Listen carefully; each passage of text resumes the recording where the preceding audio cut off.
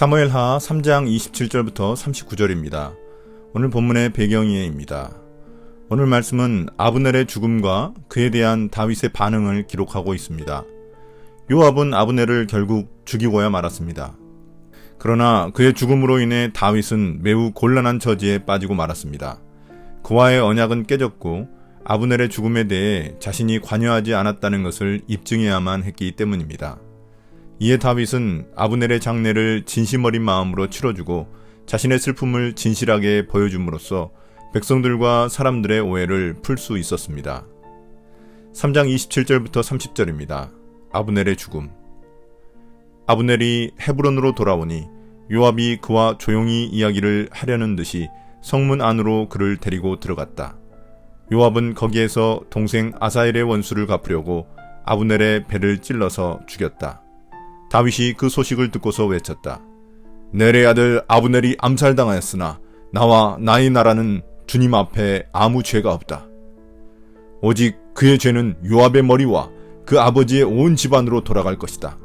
앞으로 요압의 집안에서는 고름을 흘리는 병자와 나병 환자와 지팡이를 짚고 다니는 다리 저는 사람과 칼을 맞아 죽는 자들과 굶어 죽는 사람이 끊어지지 않을 것이다. 요압과 그의 동생 아비새가 아비넬을 죽인 것은 아브넬이 그들의 동생 아사엘을 기브온 전투에서 죽였기 때문이다. 요압의 부하들에 의해 아브넬이 헤브론으로 잡혀오자 요압은 조용히 그를 성문 안으로 데리고 들어가 죽여버렸습니다. 이는 명목상으로는 동생의 복수를 한 것이었지만 실제 그의 마음에는 아브넬이 다윗을 온 이스라엘 왕으로 만드는데 큰 공을 세워 자신보다 더 높은 지위를 갖게 될 것을 견제했기 때문입니다.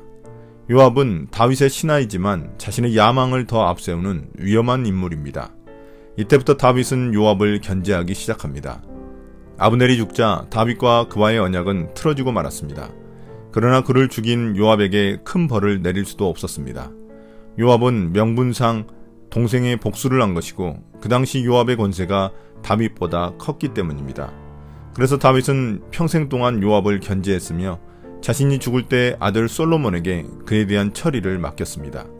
한편 다윗은 아브넬의 죽음에 자신과 자신의 나라는 책임이 없다는 것을 공표하고 요압을 저주했습니다. 요압의 행위는 야비하며 개인적인 복수에 불과하기 때문입니다. 또한 다윗을 왕으로 추대하려 했던 모든 계획을 수포로 돌리는 일이었기 때문입니다. 이 일로 인해 이스라엘 장로들과 베냐민 사람들과의 사이도 틀어지게 생겼기 때문입니다. 3장 31절부터 35절입니다. 아브넬의 장례. 다윗은 요압을 비롯하여 자기와 함께 있는 온 백성에게 명령하였다. 백성은 옷을 찢고 허리에 굵은 베옷을 두른 뒤에 아브넬의 상여 앞에서 걸어가면서 애도하여라. 그리고 다윗 왕도 몸소 상여를 뒤따라갔다. 백성이 아브넬을 헤브론에 장사 지내니 다윗 왕이 아브넬의 무덤 앞에서 목을 놓아 울었고 온 백성도 울었다. 다윗 왕은 아브넬을 두고 이렇게 조가를 지어 불렀다. 어찌하여 어리석은 사람이 죽은 듯이 그렇게 아브넬이 죽었는가? 그의 손이 묶이지도 않았고 발이 쇠고랑에 채이지도 않았는데 악한들에게 잡혀 죽듯이 그렇게 쓰러져서 죽었는가? 그러자 온 백성이 아브넬의 죽음을 슬퍼하며 다시 한번 울었다. 날이 아직 채 저물지 않았을 때에 온 백성이 다윗에게 와서 음식을 들도록 권하니 다윗이 맹세하였다. 오늘 해가 지기 전에 내가 빵이나 그 어떤 것을 맛이라도 보면 하나님이 나에게 어떤 벌을 내리셔도 마땅하다.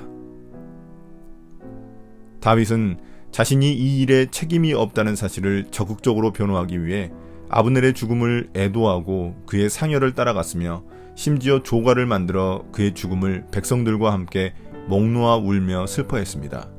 조가의 내용은 아브넬이 의인이며 불의한 자들에 의해 억울한 죽음을 당했다는 것입니다.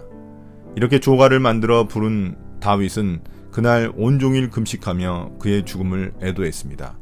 그의 조가에서 아브넬의 죽음을 어리석은 자의 죽음이라고 말한 것은 그의 죽음이 어이없고 허무한 죽음이었기 때문입니다.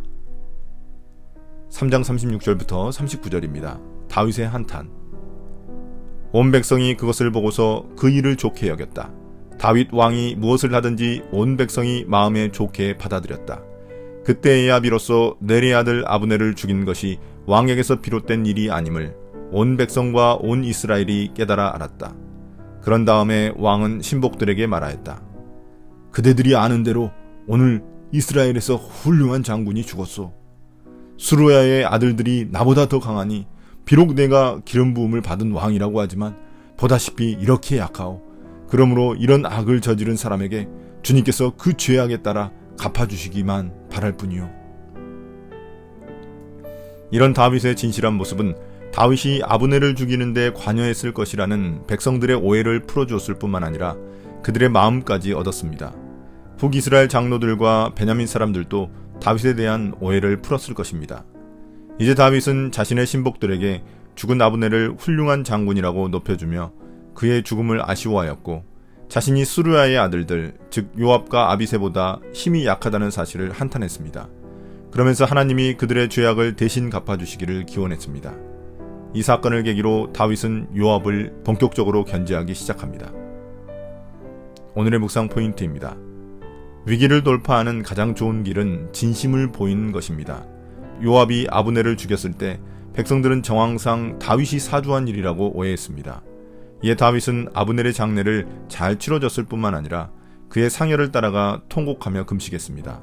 그의 진정 어린 태도가 백성들의 마음을 움직였습니다. 진심이 모든 것을 이깁니다. 오늘의 기도입니다.